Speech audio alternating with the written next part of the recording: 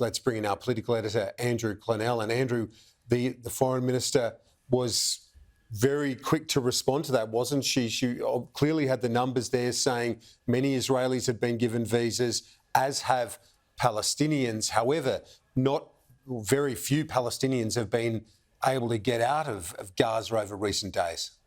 It's a confusing issue, isn't it? Because I think the expectation of the public, Kieran, up till now is it's just Australians being assisted out of Gaza, but it appears there are people with connections to Australians as well.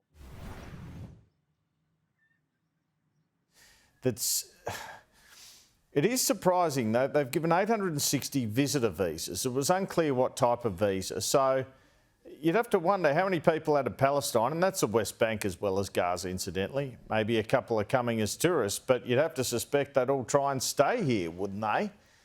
So why just call it visitor visa? I mean, and the thing is here, the ABC spoke to one man who had applied for visitor visas on behalf of more than 50 relatives in Gaza.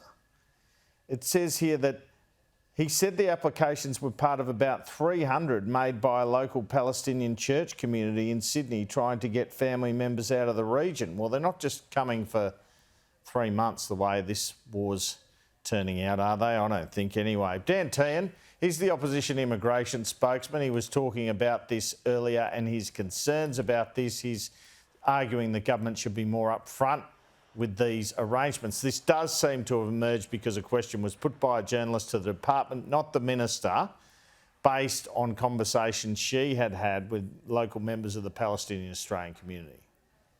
Well, this is the first we've heard of this, Kieran, and once again we need proper transparency from the Albanese government. We keep hearing things via the media, especially when it comes to immigration matters, rather than the government being upfront with the Australian people.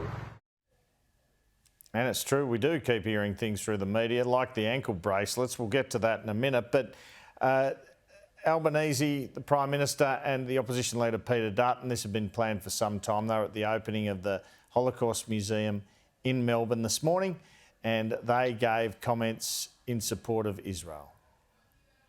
What the Holocaust Museum so powerfully reminds us is that when we maintain meaningful contact with the past, we give ourselves our best chance of ensuring it doesn't become our future. Wherever racism has raised its head, if you look for the leaders of those campaigning and speaking out against it, it is the Jewish community that consistently do that.